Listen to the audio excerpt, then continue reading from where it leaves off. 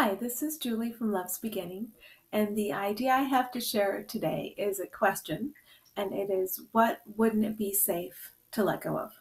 So, um, first of all, what comes to mind is the idea, if you've seen some channeled messages on YouTube or in blogs elsewhere, saying that they're encoded. I've read this before, they're encoded, so they're transmitting codes to you. As you read them, you can integrate them and allow yourself to be changed. So I've never really received this before, but I found myself asking that question today. I've never been prompted to put that promise into my messages. I guess in the past I've been suspicious about it, and I'm really clearing out my suspicion. Like, okay, what are you promising something for 3 easy payments of 1995? Like, me being suspicious of other people. It's something for me to clear out when I would read that statement. A resistance to allowing, a resistance to change.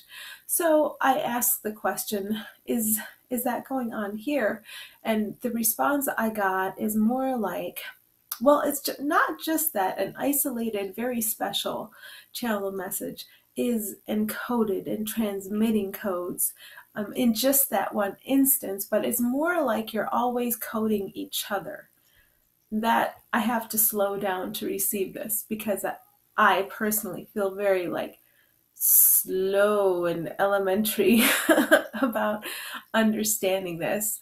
And they often tell me, yes, for humans, for you, communicating through the human form, the way the minds work, we have to make it like a very childlike story for you. But don't worry about it. It's just receive the information. So here's what I'm receiving about the idea that when you're listening to a message, first of all, you've drawn it to yourself, even if it seems to be coming from somebody else. If it's coming out of my mouth, you've still called it to yourself in some way, whether it's a positive message or a negative message, you've called it to yourself. But the idea that we're coding each other, like we're all computer programmers, if you think about this illusion we have going on, this dream, okay, we're in a dream and we're making the dream. And what we can do within the dream is to allow the dream to transform, to become a direct reflection of what is and what always has been. But in order to allow the dream to transform, we have to take down all these blocks we've had up all over the place, trying to control things, trying to defend ourselves or others, trying to categorize people, trying to define others to make ourselves feel better next to them. All of this stuff, all these really old fears and ancient patterns we have going on, we got to clear all of it out so we can just very clearly and very simply allow the dream to become a very direct reflection of what actually is. So they say you're coding each other in the sense that there is no privacy between and among minds. We have a very strict worship of personhood here because we're ego identified. And so we may believe very strongly that we don't know, or we don't want to know what's going on in another person's mind, or that's too much data. But we're still, when you're making an assumption about another person, they say you're coding, or you're sending code. You're sending a communication to them. They're using the language of computers, not to suggest that we're all trapped in a giant computer simulation. When I've asked about this in previous days, they've said it's not that you are trapped in a computer simulation. It's that the computers you have, that you use, and the networks that you made within your dream are a faint reflection of the way your minds work with one another, of the way excuse my basic terminology, like consciousness particles interact with each other and form groups and scatter and go over here and travel and influence minds in all kinds of ways. Like, thoughts come into your head. Where do they come from? Is it just one separate you that's in control of all that? Or are they coming from the bathtub of human thought, that's all shared and to you somehow? So when they're explaining these things to me, it's like my mind is flying open and trying to stay shut in all these different areas, and I gotta stop and just integrate it. Okay, so the way we code each other is if my mind is off balance and your mind is off balance, let's say we're in an argument and I'm thinking things of you and you're thinking things of me, we're both off balance. Neither one of us is sane, okay? Neither one of us is stable and just fully plugged into the love that we are. We're looking at the surface of the illusion, making judgments, feeling trapped by it, feeling that we could maybe exert some sort of like force or punishment on the surface of the illusion, have something actually happen because of what we think we're doing. It's all about what we think we're doing and we're not actually doing. We're giving ourselves this experience, it's this fantasy of separate doing. So we are kind of coding each other. We're receiving and giving thought. They're saying thought particles, just for a visual I can understand. And so when we're off balance, we're receptive to off balance thought. And our objective is to come into balance. So back to this idea of messages being coded and codes being downloaded into you and that sort of thing. If you're receptive to remembrance of all we collectively are and what we can harmonically be, is the whole is expressed through each one of us in differentiation. You are sharing that code too. And any place anyone else is open, and everybody's open in some way, even the most miserable person you could think of, the most violent person you could think of, the most victimized person you could think of, everybody is open in some way. When you share what, like the relatively speaking happy code or code representing truth or like the outcome of the happy ending that's inevitable in this fairy tale we have going on here, then that is also code being passed back and forth. Then when I ask the question like, well, are we transmitting code against somebody's will? Like if there's a very violent person, you think we'd want to reprogram their mind, right? Well, first of all, they're showing up in a divine role so we can forgive them and release them from that role. That's important. So we can meet our own tendency toward violence and struggle and powerlessness and victimhood and release all of that, and they get released. But then there's also this idea of mind to mind. What are we sharing? Well, if we're sharing forgiveness and love with them and just focus on who they really are underneath all the drama and all the role playing, our human tendency would be to ask, well, am I then reprogramming them against their will? Am I taking charge of things in an egocentric way? No. If we allow knowledge of the whole to flow through us and out and into others where they're very naturally open, everybody's open in some way, in some place, somehow. You can't be totally closed down to love, or the body would be done. It needs something to animate it. So, and there's always love here, no matter how much hatred or violence or struggle it looks like we've piled on top of it. So, no, it's not against anybody's will, because everybody's true will, and this is the rediscovery journey we're on, is the idea of thy will, or the one harmonic will. And all we're sharing with each other is remembrance. So all you're sharing with the already happy person is a deeper remembrance of the joy they are.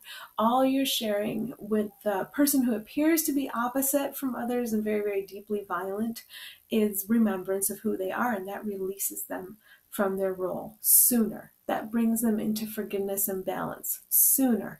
And the more you do that for others, the more you do it for yourself. Because if there's anybody in your world out there, if you look out into the world that you're making with thought, acting in an imbalanced way, it's an invitation to you to return to balance and then to share that balance with everybody else. That's why we're all helping each other here. We're all walking each other home, no matter what role it looks like we're playing, if it's a good role or a bad role. We're all the same source. We're all the same thing. We're all love. So what does this have to do? I don't know yet. I'm going to listen. What does this have to do with what was suggested to me, what wouldn't be safe to let go of. They're talking about disturbed thought. So the invitation I'm getting is notice when you are clinging to disturbed thought and you have a reason for it. Like if I cling to disturbed thought, it will keep everybody safe.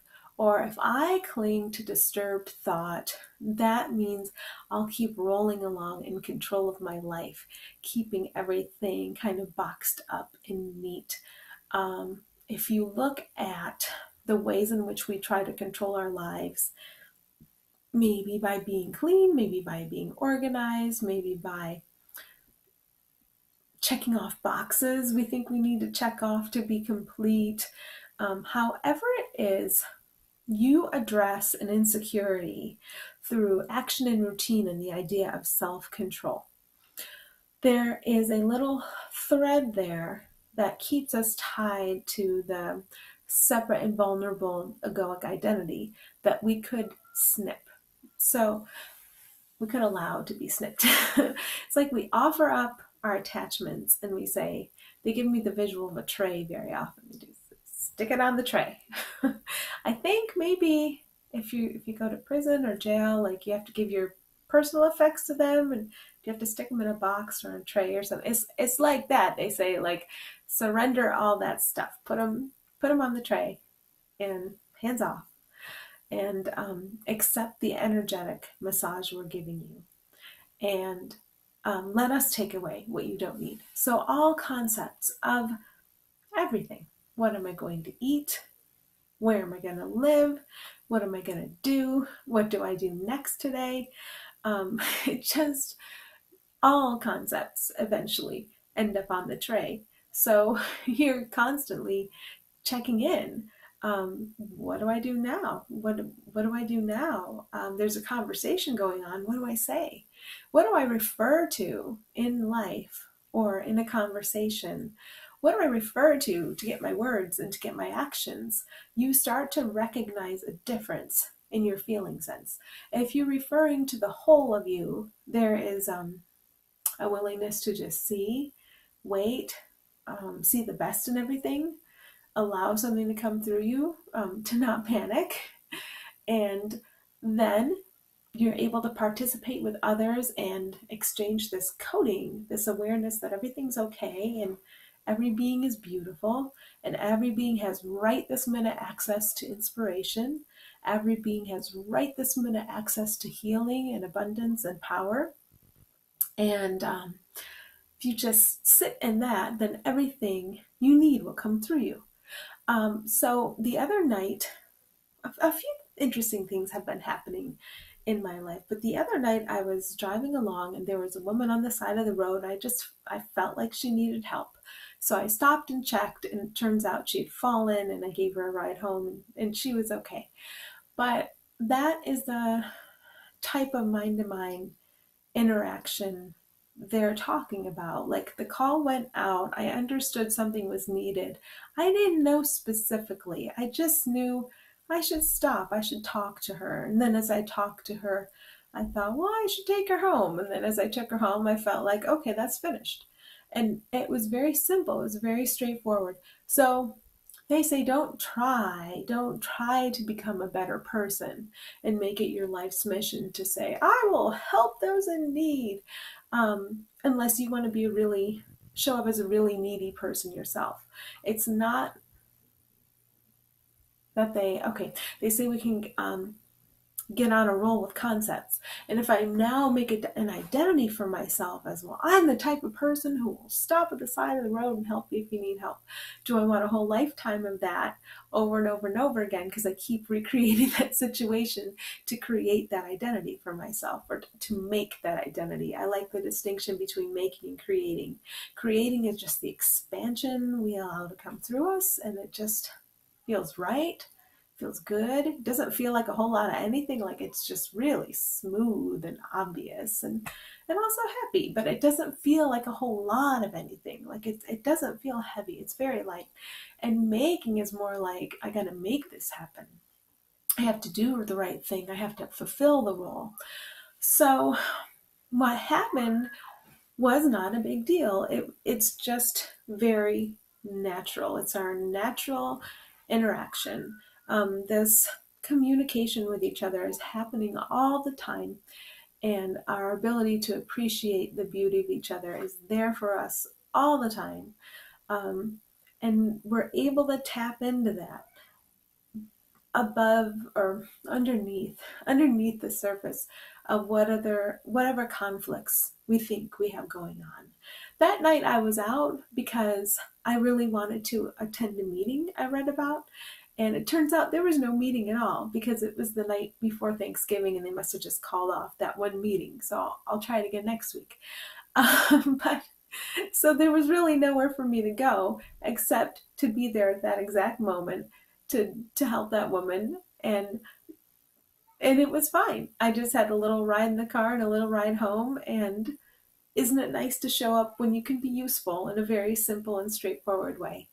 Um, so it's all about the guidance, just tuning into the guidance and recognizing when it's your separate will driving you, which doesn't feel good.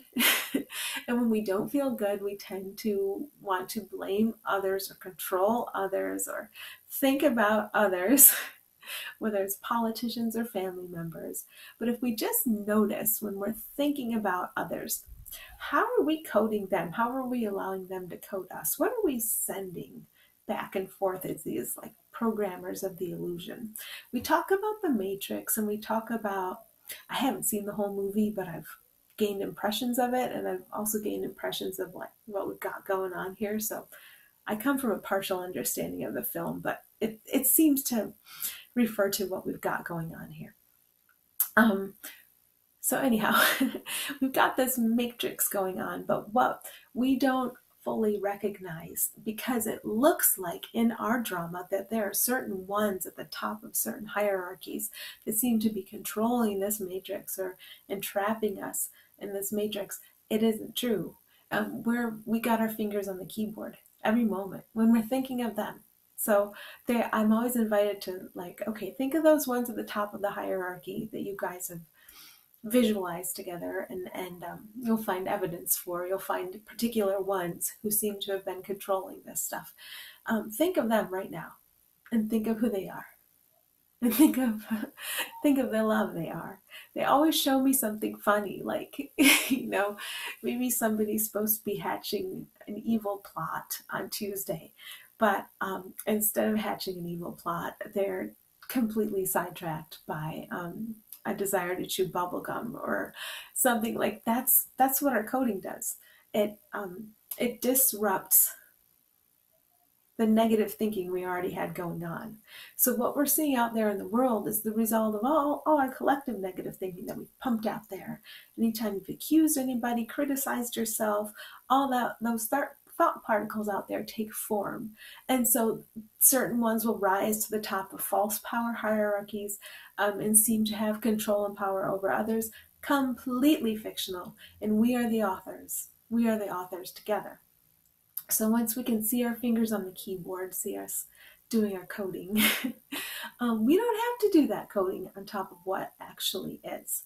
So when we allow what actually is, the only thing there is love, to flow through us and to seed our thoughts, to help us hear the thoughts that remind us of what we really are, what's going on here, and show us our responsibility and our power in every moment, in every situation.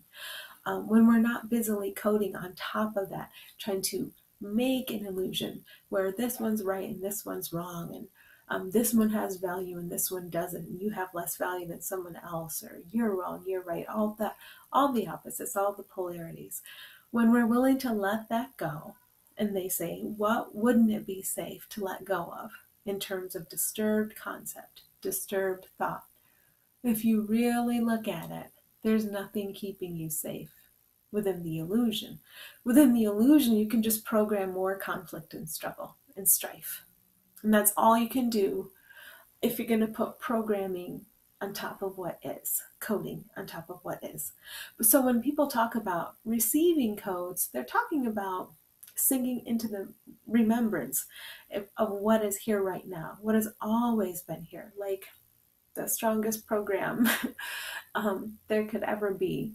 It it's an is. It's beyond language. I'm trying to. I can't. It's too hard. Can you guys just like cue a giant bright light right now and that'll communicate it? What they're saying, I can't really put into words. But what they're saying is when we're feeling stress and tension, this is what we're doing. So if you can just like, oh, okay, I'm taking my fingers off the keyboard. I am not programming any additional strife into this experience for myself and others. And I can definitely laugh. Everything is forgivable. Every single last thinking thing is forgivable. And the more you forgive out there, and the more you see others as who they truly are, the more you call them back, and the more quickly you call them back into remembrance. And remembrance can look like befuddlement and losing track of things and losing focus and overnight drastic changes. So part of what we insist upon, like a root insistence of a separate egoic identity, would be that, well, everything has to look stable to me, because if things start changing too much around me, I'm going to feel unstable. Well, we came here for the transformation, to usher in the transformation. So when they're saying to me, what wouldn't it be safe to let go of? They're also encouraging me to release any concepts of false concepts of stability. You gotta really take your hands off the keyboard and your insistence on things remaining the same. What you call stable. Um, I'm just asking, like, does that mean there's about to be mayhem or something? They're saying, no, not at all. If you are insisting on fake stability and things staying in stasis, so like you want to control your little life and make sure nothing around you changes, it's actually more likely that it would be very useful for you to be thrown dramatically out of what you perceive to be that safety and stability, so you can understand that you never needed it and you're always safe and you're always cared for. And that includes people leaving physical expression around us, or even you leaving physical expression. What they always tell me is like, we do it at exactly the right time, and it's not a tragedy. And that's part of what we're going to learn. Part of what's coming for us. I still cry in movies when death comes up, and I'm always asking myself, why am I still grieving? And so you still feel guilty. You still feel harm can be done to another, even though this is all fake. You still feel that in some past or in an active present, you're doing some harm because you're not good enough, you're not worthy. It's all tied together. So it's just part of letting go, letting go, letting go. What wouldn't it be safe to let go of? Anything that our energetic helpers are going to take from us, any sense of disturbance, disquiet, worry, trying to control things, is not something we needed anyhow. So they're asking us to put, during these times, to put lots and lots of stuff on the tray, to surrender as much stuff as we can, and to catch ourselves in moments of very busily programming on the keyboard, deciding what forms of disorder are going to pop up in our world next, and who's to blame, and why it's going to happen, and what's going to go wrong. Just stop programming, stop deciding what's going to happen next, and just put it on the tray, and then allow the code that's always been, the harmonic code, to emerge in the dream you're all having. It's well, they're telling me it's easy, and I'm saying, yeah, right. But there is so much reason to smile and laugh and remember and allow. And what we're letting through is just so powerful, so far reaching. I mean, did you ever think years ago that you would be able to look at a villain in the story and assist them into forgiving themselves and assist them mind to mind into winding down the tormented, tortured activity, desperate activity, as you wind down your own tormented, tortured mind activity. It's all connected. And as we allow ourselves to release this stuff, we are truly helping everybody. So thank you for everything you're putting on the tray and surrendering, and every time you catch yourself typing and you stop. And I'll be doing my part too. Thanks.